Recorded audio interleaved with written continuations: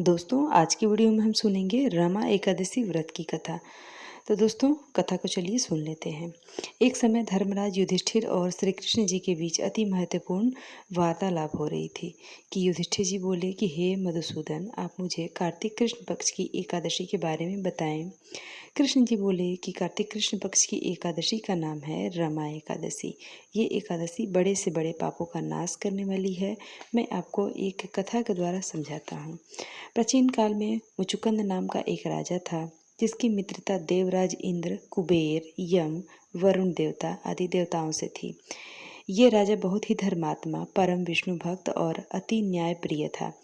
राजा की एक पुत्री थी, उसका नाम था चंद्रभागा। उसका विवाह चंद्रसेन के पुत्र शोभन के साथ हुआ था। एक समय शोभन ससुराल आया, उसी समय रमा एकादशी आने वाली थी।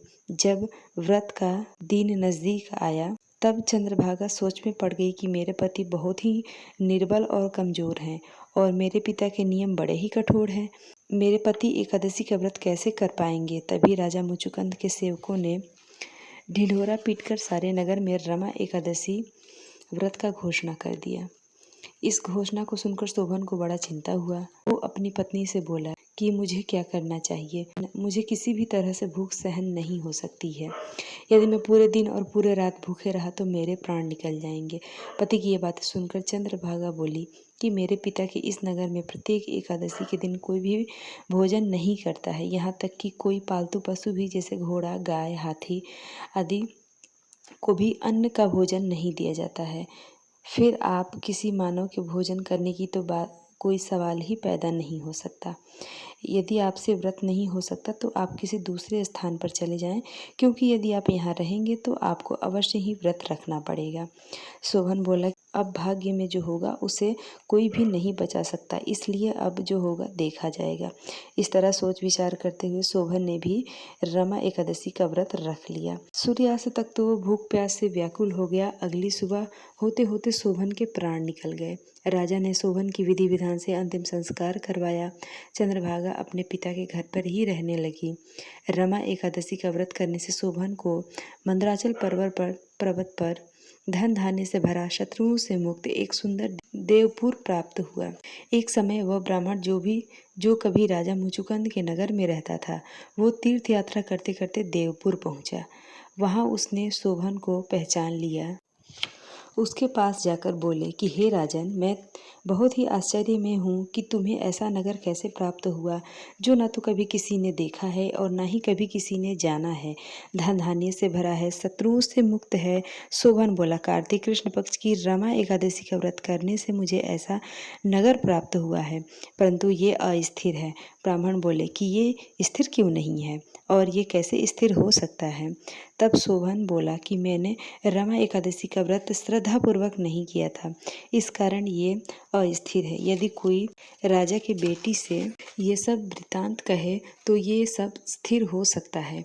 ब्राह्मण की ये सारी बातें सुनकर और जानकर वो ब्राह्मण अपने नगर को लौट आया।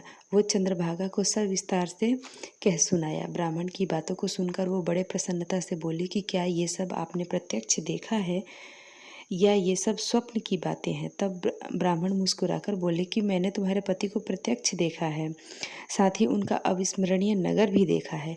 चंद्रभागा बोली कि क्या आप मुझे वहाँ तक ले चलेंगे। मुझे अपने पति की दर्शन करने की तीव्र लालसा है। मैं अपने द्वारा किए गए पुण्य से उनके नगर को स्थिर बना दूंगी। तब वो ब्राह्मण चंद्रभागा को लेकर मंदराचल पर्वत की ओर चले।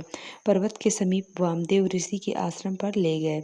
ऋषि वामदेव की सारी बातों को सुनकर वेद मंत्रों के उच्चारण से चंद्रभागा को अभिषेक किए। ऋषि के मंत्रों के प्रभाव और एकादशी व्रत के प्रभाव से चंद्रभागा का शरीर दिव्य हो गया।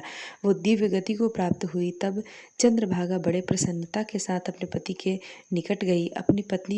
अपनी पत्नी को देखकर शोभन भी बहुत प्रसन्न हुआ।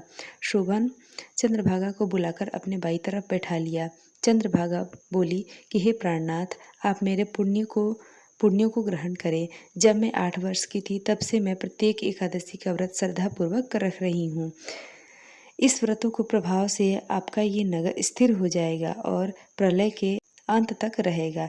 इस तरह शोभन और चंद्रभागा अपने उस नगर में सुखपूर्वक रहने लगे। तो दोस्तों ये थी रमा एकादशी व्रत की कथा। कथा आपको कैसी लगी कमेंट में ज़रूर बताएं, और वीडियो आपको अच्छा लगा हो तो लाइक करें। दोस्तों मिलते हैं इसी तरह के एक और नए वीडियो के साथ, तब तक के लिए हर हर महादेव।